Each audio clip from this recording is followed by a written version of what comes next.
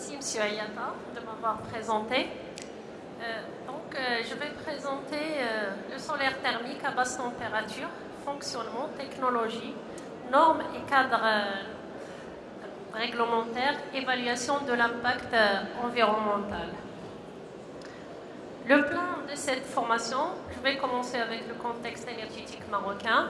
La loi 4709, malgré que mes collègues ont discuté à propos déjà de cette loi, la réglementation thermique de construction marocaine, les projets du solaire thermique au Maroc, spécialement pour les chauffe-eau solaires, le fonctionnement et technologie d'un chauffe-eau solaire, le cadre normal et labellisation de l'ADERE et l'impact environnemental.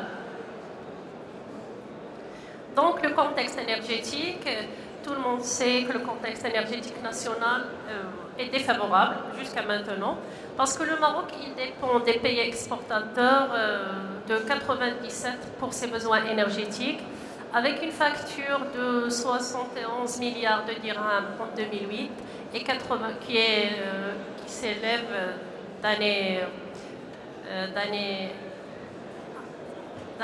toutes les années et 93 milliards de dirhams en 2013. Pour la consommation d'énergie totale par habitant, il s'élève à 0,49 en 2010 et 0,53 en 2012 TEP par habitant. Le TEP c'est 11,6 MWh en énergie, c'est le 41,8 gigajoules. Une croissance de la demande électrique et une forte contrainte pour l'ONE s'élève à 7,5 en 2008. Donc l'opportunité pour le Maroc, c'est pour développer le domaine des énergies renouvelables, pour alléger sa consommation énergétique et sa facture et réduire sa dépendance auprès des pays exportateurs.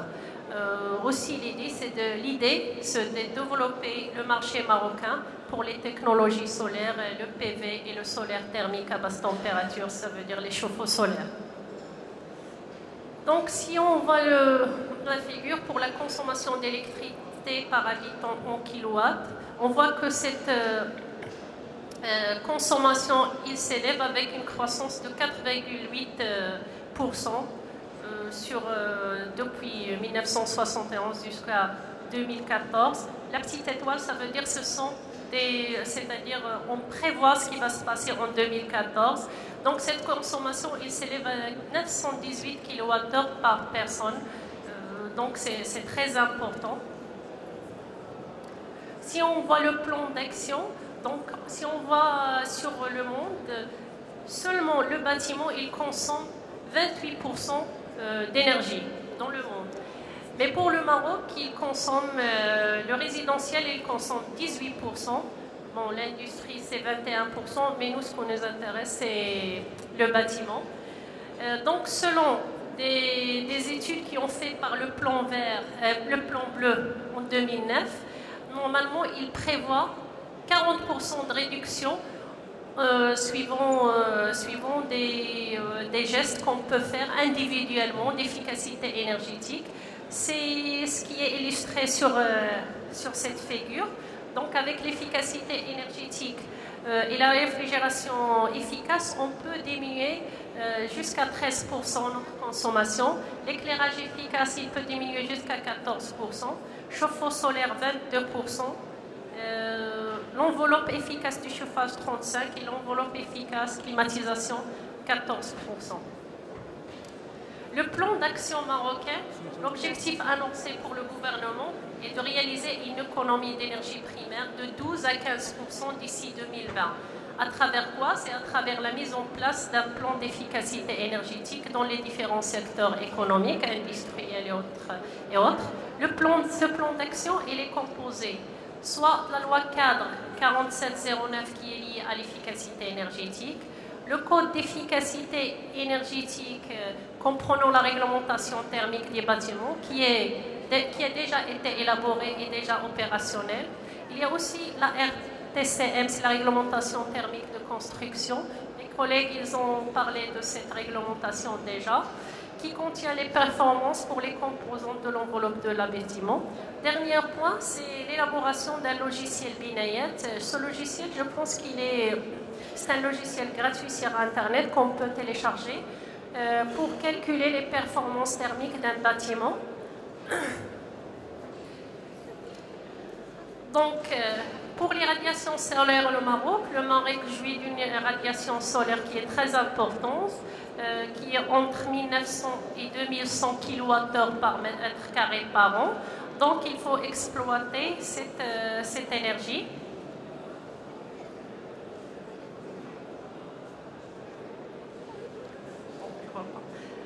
Après plus de 3000 heures par an d'ensoleillement, soit une radiation équivalente à 5,5 kWh par mètre carré qu'on reçoit au Maroc, le Maroc jouit d'un gisement solaire considérable, moyen équivalent à l'Europe du Sud. Donc là, j'ai donné un petit tableau à partir de logiciel PVGIS qui donne les radiations solaires suivant certaines villes. Mais on voit que, par exemple, en juillet pour Marrakech, les radiations solaires, elle est plus que la moyenne. Moi, ce que je vais présenter, c'est les chauffe-eau solaires. Donc, pour profiter de cette radiation importante au Maroc et pour économiser en énergie, surtout énergie pour l'eau chaude et le chauffage, il faut développer les chauffe-eau solaires au Maroc. Donc, un chauffe-eau solaire, c'est un système qui permet la production d'eau chaude par la conversion d'énergie solaire en chaleur. Un capteur solaire thermique plan est constitué d'un coffre vitré ou un vitrage, une plaque noire qui s'appelle l'absorbeur qui est lié à un serpentin. Des tubes, un serpentin. Le serpentin, c'est un tube métallique, un liquide où il passe un liquide antigel, ce qui s'appelle aussi fluide caloporteur, parce qu'il transfère la chaleur du fluide caloporteur vers le fluide d'utilisation. Le ballon de stockage qu'on voit aussi est un point pour remédier au manque d'ensoleillement dans l'hiver, par exemple. Ce qui est important à savoir, par exemple, un chauffe-eau solaire produit 2 fois plus d'énergie au Maroc qu'en Allemagne, ce qui est très important. Et il faut savoir qu'un mètre carré de capteur solaire thermique peut produire au Maroc entre 600 kWh et 800 kWh par an. Donc, je présente une installation de chauffe-eau solaire. Donc, on voit le capteur. Il est constitué d'un capteur, d'un ballon. Il y a aussi le régulateur, il y a la pompe, il y a le remplissage pour l'eau froide, il y a l'échangeur. Donc, il y a le capteur qui va recevoir les radiations solaires. Cette radiation, il va être transformée sous forme de chaleur vers le fluide caloporteur avec antigel. Et le fluide caloporteur, c'est lui qui va passer dans le serpentin. Il va chauffer l'eau du ballon. Et là, on a un autre tuyau vers l'utilisation. Si on voit ici la pompe, puisqu'on a plusieurs technologies, et pour la technologie, par exemple, c'est circulation forcée, on a besoin d'une pompe. On va voir ça en détail.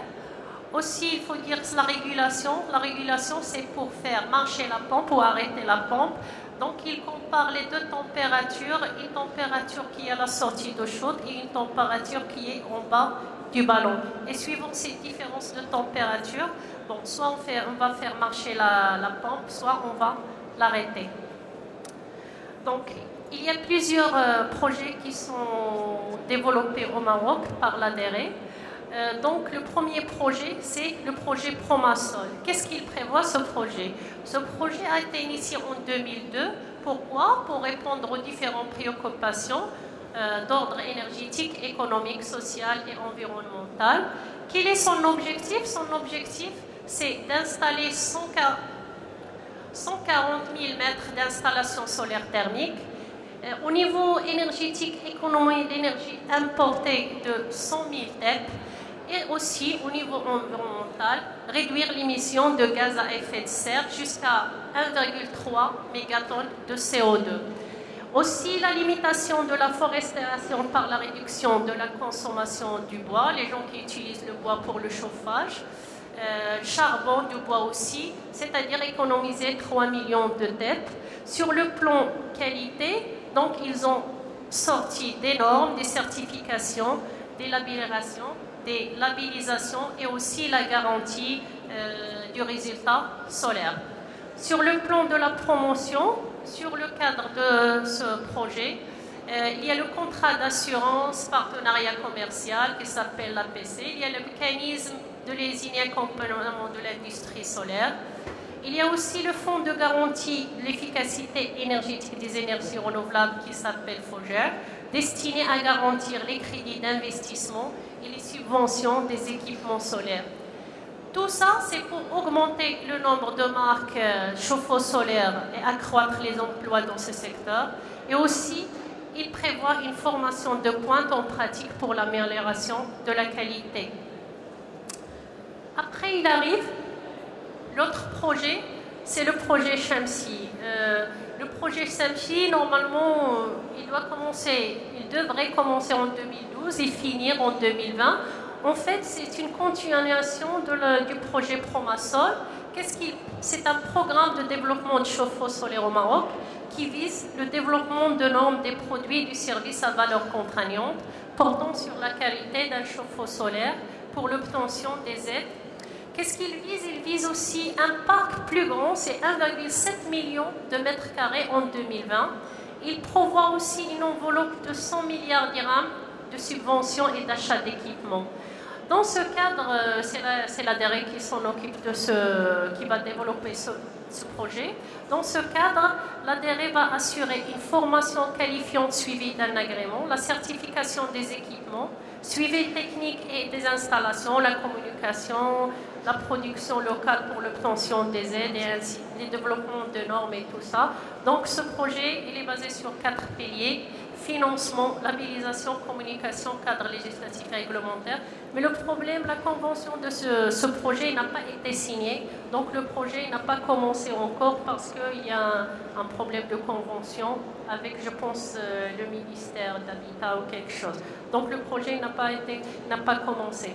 Donc si on voit l'évolution des installations des chauffe-eau solaires, donc on voit initiation des activités des chauffe-eau solaires en 1997 qui arrive à 15 000 mètres carrés de chauffe-eau solaire.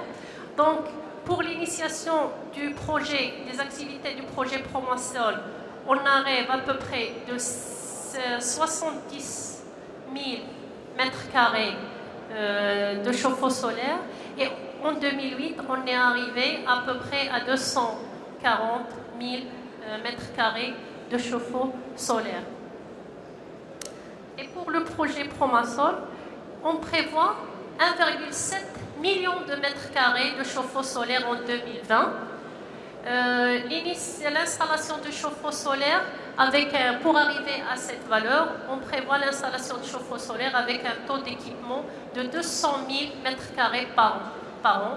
Et on prévoit aussi de prendre des mesures, initiatives financières et techniques sont prévues, des conventions et ainsi de suite, et de la garantie de résultats solaires. Programme de développement, ce programme, qu'est-ce qu'il prévoit au niveau économique? Économie annuelle de 102 kilotep en 2020 et 181 kilotep en 2030. Éviter l'émission de CO2, 682 kilotonnes de CO2 par an. En 2020, on prévoit économiser 1024 kilotep de CO2 en 2030. Et aussi, on prévoit de créer des postes d'emploi, 920 vers 2020 et 1500 emplois vers 2030. Il y a aussi un autre programme de développement de chauffe-eau solaire marocain collectif. Cette étude elle est en cours. C'est pour installer des chauffe-eau solaires, par exemple, dans des hôtels, dans des résidences collectives. Le programme aussi, si on va prévoir de développer un programme, il faut développer des normes surtout marocaines. Donc le Comité national de normalisation des énergies renouvelables, créé en 1987 par le ministère de l'énergie et des mines Pourquoi il est créé? Pour donner un cadre normatif fiable au secteur et une référence technique standard pour l'ensemble du territoire. Donc désormais, la fabrication et l'installation des chauffe-eau solaires sont régies par des normes marocaines. Et afin de faire reposer cette approche qualité sur des bases pratiques avérées, des outils de soutien ont été mis en œuvre. Quels sont ces outils de soutien? Ce sont des bancs de tests qui se trouvent à l'ADERE de Marrakech. C'est pour faire des tests sur des chauffe-eau solaires. Pourquoi? Pour certifier les équipements disponibles sur le marché marocain. Donc, sur le cadre normatif, il y a plusieurs normes. Il y a le norme marocaine ISO 9488, donc, qui parle de l'énergie solaire, son vocabulaire. Il y a la norme aussi marocaine 145004, qui contient les méthodes d'essai des capteurs solaires à circulation liquide. Ces essais, qu'est-ce qu'ils regroupent? Normalement, ils regroupent l'essai sur la pression, c'est-à-dire s'ils peuvent supporter une pression, un certain limite de pression, la température, le vieillissement, le choc thermique, l'étanchéité, la résistance au gel pour les régions où on a ce problème, et la résistance au choc. Et aussi, il y a un essai qui est très important, c'est les performances thermiques, donc c'est le rendement. Donc pour avoir le rendement, on a besoin soit du coefficient bêta et K pour l'ancienne norme, et pour la nouvelle norme, normalement, on a besoin de 3 paramètres, nu0, A1 et A2. Aussi, il y a des normes marocaines correspondant à des normes européennes. Donc, ça, vous pouvez le voir, je vais passer. Donc, le laboratoire d'essai qu'on a visité à Marrakech, il y a plusieurs bancs d'essai. Vous trouvez des essais sur des chauffe-eau solaires pour les performances thermiques de capteurs à circulation de liquide et à circulation de liquide préfabriqué. La labellisation, donc, pour avoir un label, donc la société vient avec son chauffe-eau solaire, voir le laboratoire, c'est pour faire des tests. Donc, il donnait un label à cette société. Donc, les essais qui sont importants, c'est les essais des performances thermiques, les essais résistance aux températures, essais de choc thermique, essais pour déterminer la température de stagnation et aussi pour les performances du capteur, c'est les coefficients de déperdition de premier ordre et deuxième ordre. Donc là, j'ai présenté quelques sociétés qui ont labellisé avec le label ADERE. Les différents types de capteurs, on trouve les capteurs plans. Si vous voyez là, c'est les capteurs plans. On peut les installer sur le toit. Il y a aussi les capteurs sous vide. Donc, c'est une technologie qui n'est pas développée au Maroc. On la voit souvent en Allemagne. Et aussi les capteurs moquettes, c'est utilisé pour le chauffage, surtout des piscines. Si on parle de rendement d'un capteur solaire, la formule pour le rendement normalement c'est nu0 fois A1 delta T sur les radiations fois A2 delta T sur les radiations. Donc H c'est les radiations solaires. Et pour le delta T, c'est la différence de température entre la sortie et l'entrée du capteur. Pour A1, A2, ce sont des coefficients de perte thermique. Suivant la norme, ce sont des coefficients de premier degré et suivant un coefficient de deuxième degré. Donc chaque capteur, il a ses caractéristiques A1 et A2 et nu0. Normalement, c'est un facteur optique qui dépend des propriétés optique du vitrage et de l'absorbeur. Suivant l'équation du rendement, on peut tracer le rendement pour chaque capteur, chaque technologie, soit capteur non vitré, soit le capteur plan sélectif, c'est-à-dire on met une couche sélective sur le vitrage, capteur plan standard et le capteur sous vide. Et qu'est-ce qu'on voit? On voit par exemple que le capteur sous vide, il a un rendement très important, même pour une radiation qui est très faible. Et pour le capteur qui est le capteur plan non vitré, dans le cas du chauffage des piscines, Donc il a un rendement qui est faible parce qu'on a besoin à des températures qui ne sont pas très élevées. Pour une piscine, on a besoin de température de 27 ou 28. Et là, regardez, c'est-à-dire suivant le type de capteur, on a plusieurs, c'est-à-dire le facteur AA, des pertes thermiques. Normalement, il est très important pour un capteur non vitré, c'est-à-dire moquette. Après, c'est pour le capteur standard 5 et 8, vitré sélectif, c'est moins faible, mais le plus faible capteur, c'est pour le capteur sous vide. La garantie pour les capteurs, pour les installations individuelles, normalement, l'installateur, il garantit 5 à 8 ans. Pour les installations collectives, garanties par la garantie des résultats solaires, une année de vérification, une année de confirmation.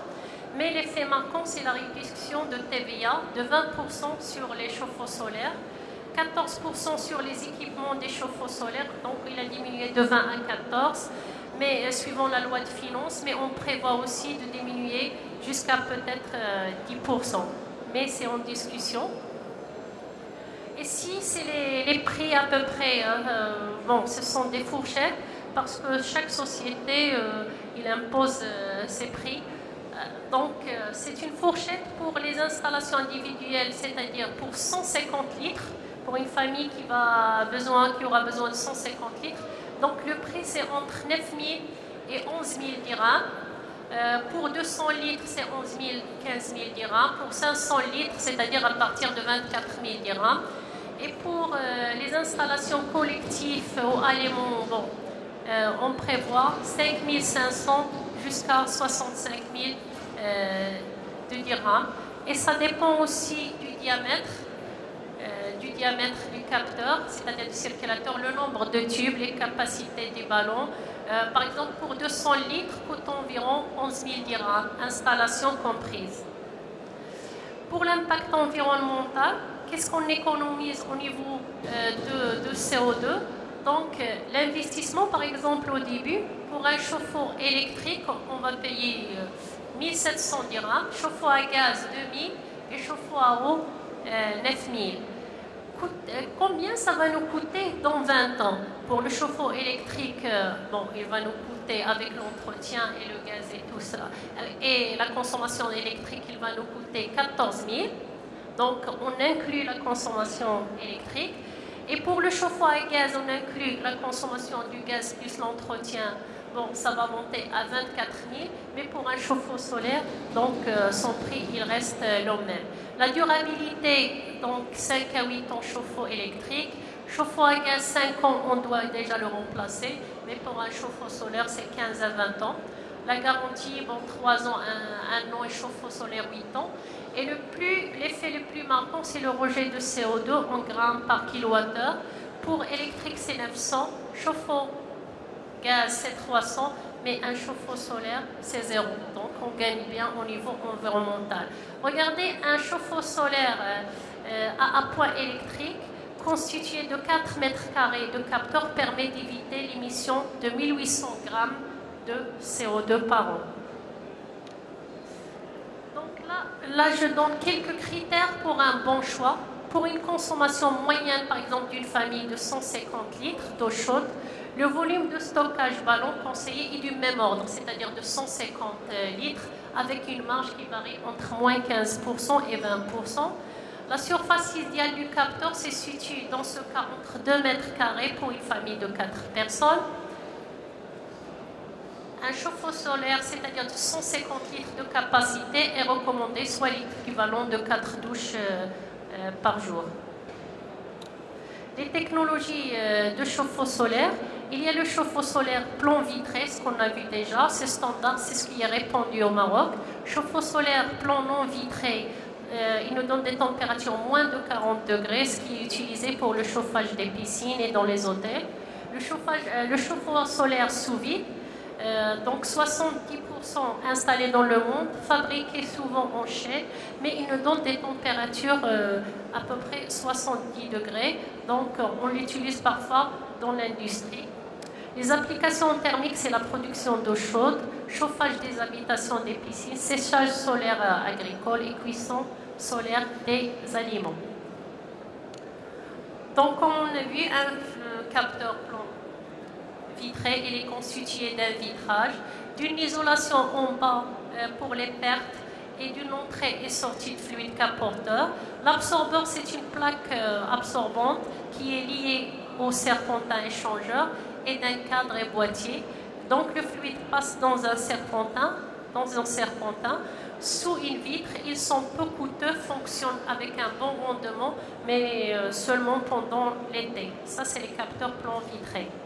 Donc là, je vais passer sur les différents constituants d'un capteur plan vitré. On voit ici l'étanchéité souvent, le vitrage, l'absorbeur, c'est les tuyaux.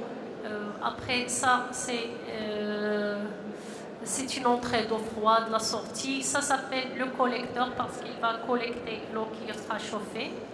Donc, quelles sont les caractéristiques d'un capteur plan vitré? Le verre, il faut soit le verre, parfois on met le plastique, il faut qu'il soit transparent dans le visible, opaque aux ultraviolets. La chaleur dégagée par ce dernier reste emprisonnée dans l'enceinte du capteur pour avoir le phénomène effet de serre. La couverture, soit le verre, des produits synthétiques, le polycarbonate, le polyméthacrylate, le polystyrène armé. Le coefficient de transmission, par exemple, pour le verre ordinaire, c'est 86%. Le verre qui est traité pauvre en oxyde de fer, on va augmenter à 91%. Et le verre qui est recouvert d'une couche anti-reflet avec une faible teneur en oxyde de fer, c'est 95%. Donc quand on achète un chauffe-eau solaire, donc on peut savoir faire le choix pour le vitrage. Mais avec le traitement et avec le verre, pour augmenter ce coefficient de transmission, on va augmenter le coût. Donc c'est un choix du consommateur. Il y a aussi l'absorbeur. Et les caractères, soit acier, cuivre, aluminium.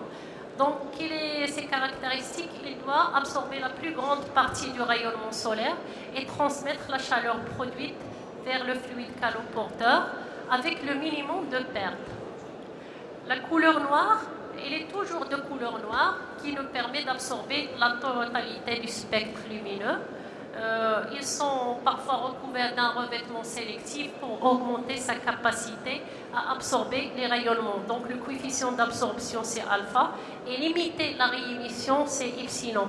Donc on va définir un coefficient de critère de choix d'un absorbeur, ça s'appelle le SE qui est le coefficient d'absorption divisé par le coefficient d'émission. Là, j'ai présenté quelques principaux traitements sélectifs d'un absorbeur je présente aussi le fabricant, la nature d'absorbeur, l'épaisseur de l'absorbeur, le coefficient d'absorption et l'émission. Ici, je présente le coefficient de sélectivité. Donc, on voit bien, par exemple, ici, c'est le thermodynamique, le fabricant thermodynamique. C'est la nature de l'absorbeur, c'est en aluminium, donc il a un coefficient d'absorption qui est très important. Il y a aussi un problème de la liaison. La liaison c'est-à-dire on va faire la soudure entre la plaque de l'absorbeur et les tuyaux. Donc cette technique elle est très compliquée. Et ce qu'on fait, c'est la soudure en laser qui est un petit peu plus chère.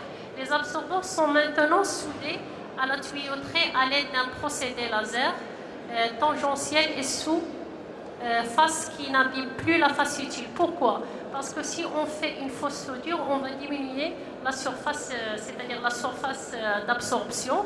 Et si on diminue la surface d'absorption, on va aussi toucher le rendement et diminuer le rendement.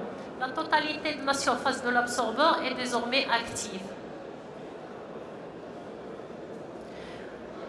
Donc, les caractéristiques recommandées pour le collecteur qui sert à circuler.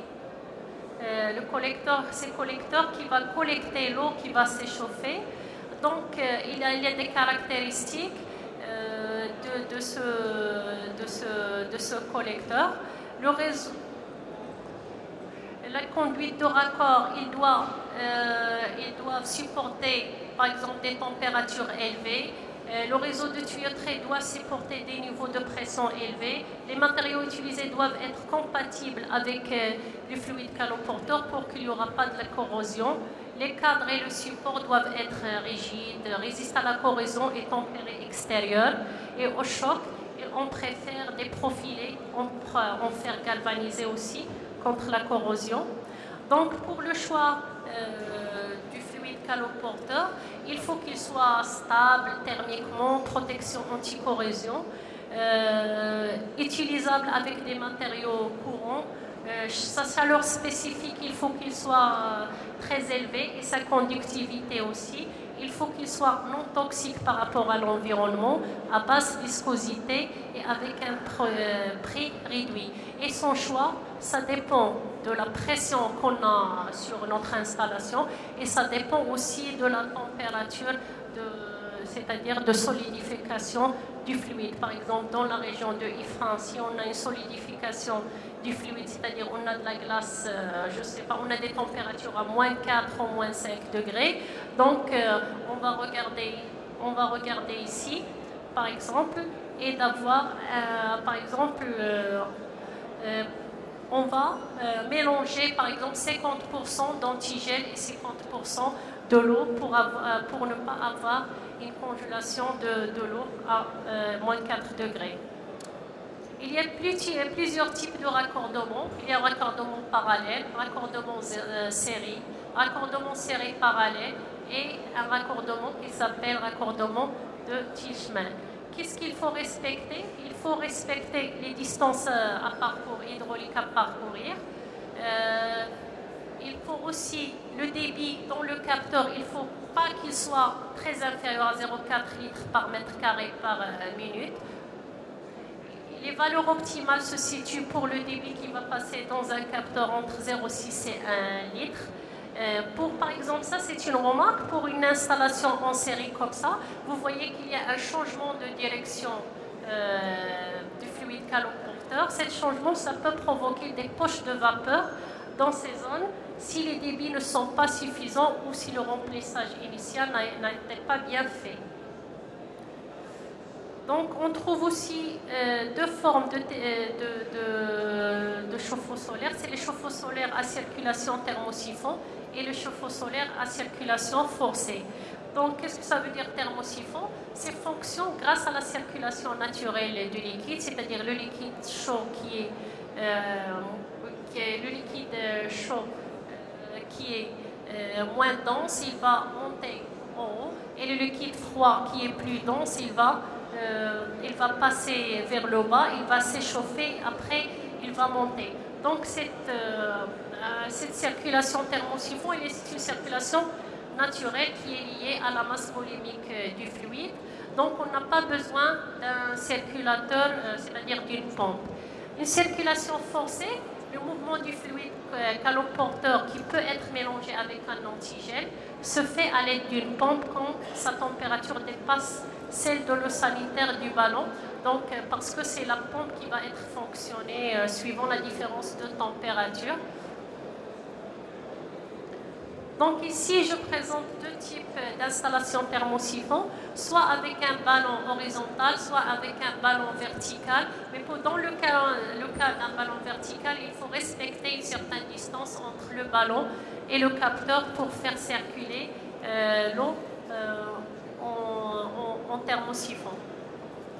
Les avantages de ces installations ne font pas appel à circulation nœud du système de régulation, c'est-à-dire ils sont moins coûteux. Économie en énergie, pas d'énergie d'appoint, c'est-à-dire pas de consommation électrique, utilisation simple et installation délicate parce qu'on doit respecter ces distances et parfois ça ne marche pas la circulation thermosiphon. Il faut bien faire attention. Ça, c'est une installation à circulation forcée, donc c'est vrai qu'il est plus coûteuse parce qu'il y a plusieurs matériels qu'on rajoute, comme vase d'expansion, le purgeur, la régulation. Donc ici, ce qui est bien, qu'on peut par exemple mettre le capteur sur le toit et pour le ballon, on peut l'installer par exemple en cave en bas ou quelque part. Ces avantages, installation moins délicate puisqu'on peut peut installer le ballon n'importe où. Le réservoir peut être installé n'importe où dans le bâtiment. L'inconvénient, consommation d'électricité pour le régulateur et pour la pompe. Donc on a une consommation de plus d'énergie. Installation plus complexe. Il faut aussi disposer des sondes, c'est-à-dire des moyens de mesure pour mesurer les températures, pour mesurer le débit, pour mesurer la pression. Coût plus élevé. Pour les technologies de chauffe-eau solaire, il y a le chauffe-eau solaire monobloc, c'est-à-dire un seul bloc, et le chauffe-eau solaire à éléments séparés. Donc ça, j'ai présenté un chauffe-eau solaire monobloc. Donc on va l'acheter en kit complet, c'est-à-dire le capteur il est lié avec le ballon. Il y a un élément séparé, on peut acheter le capteur séparément avec le ballon. Et on peut installer le ballon soit d'une sous-cave, soit on peut l'installer à côté du capteur.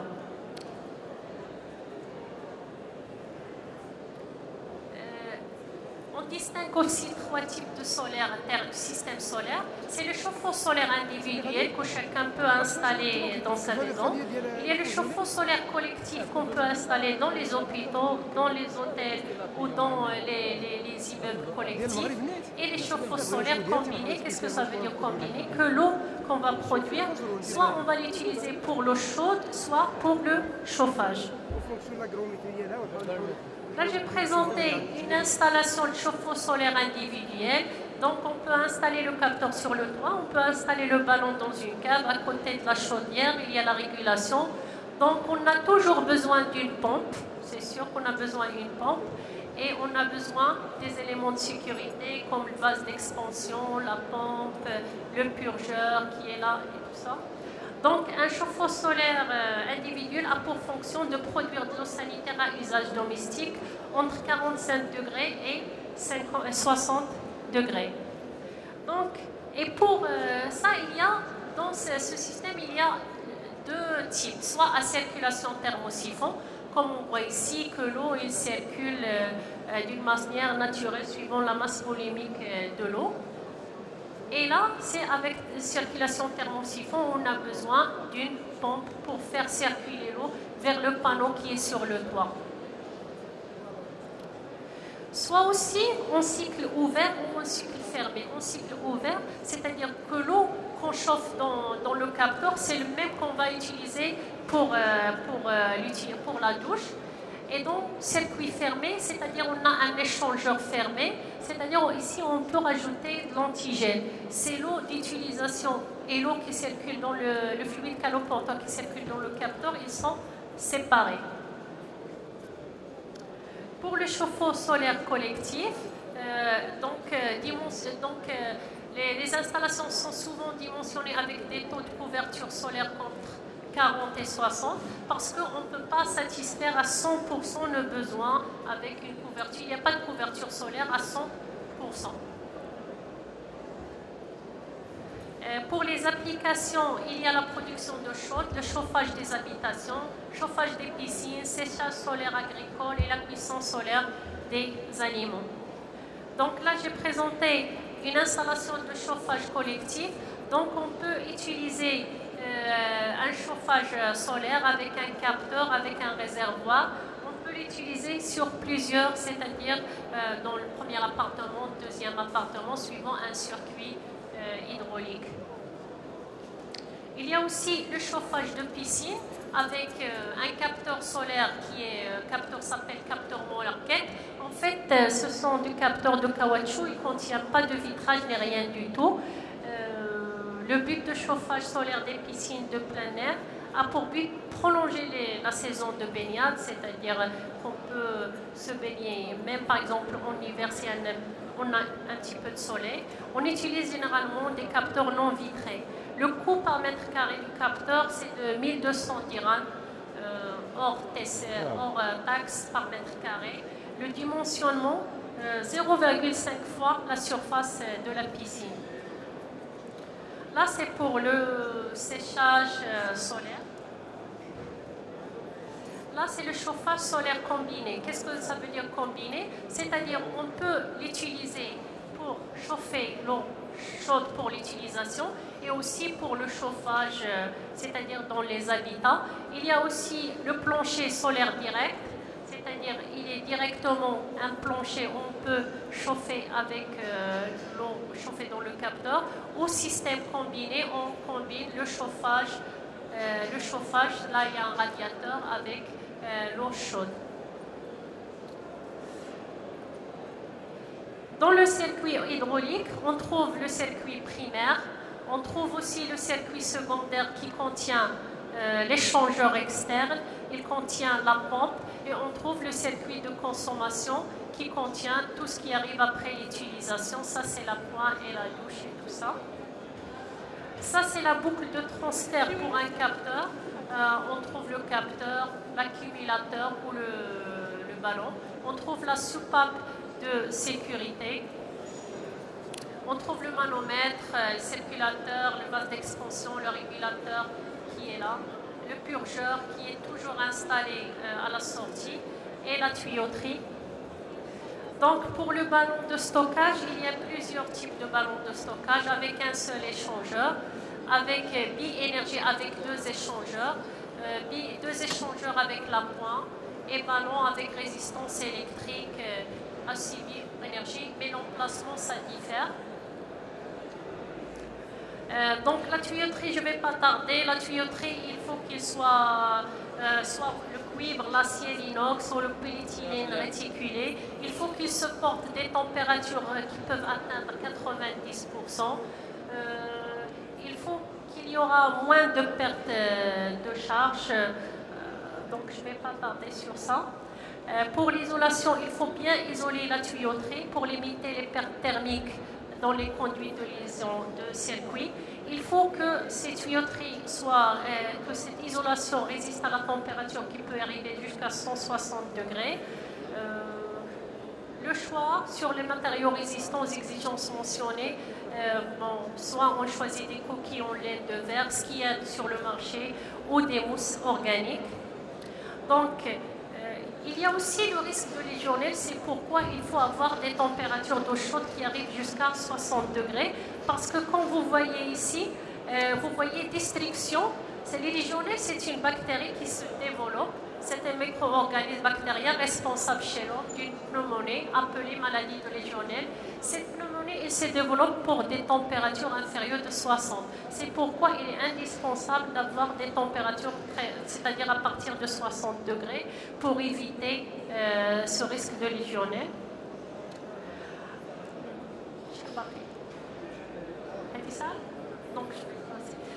Donc regardez, ici c'est l'orientation du capteur. Il faut que ça soit toujours orienté sud.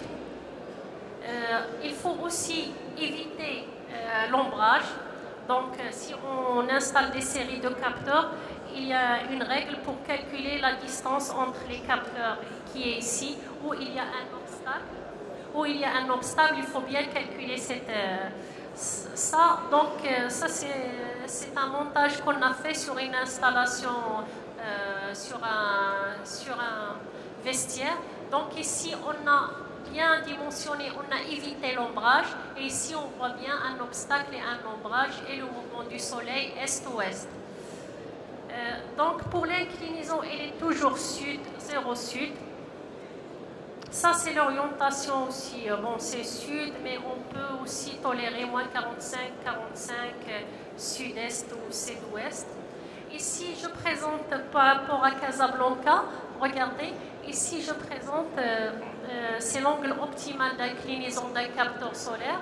J'ai présenté 3 graphes, c'est-à-dire c'est l'énergie captée par mètre carré par jour pour une inclinaison 45, pour une inclinaison horizontale et pour l'inclinaison optimale qui est 32 à Casablanca, qui est à peu près égale à la latitude. Et on voit bien, par exemple, pour optimal, qui est très bien, par exemple, c'est l'optimal qui est noir. C'est-à-dire, en hiver, on a favorisé le captage des radiations en hiver, même si on s'en fout si on n'a pas beaucoup d'irradiation, puisqu'au Maroc, au mois de juillet-août, on a assez suffisamment, on capte suffisamment d'énergie. Donc, je vais m'arrêter là et je vous remercie.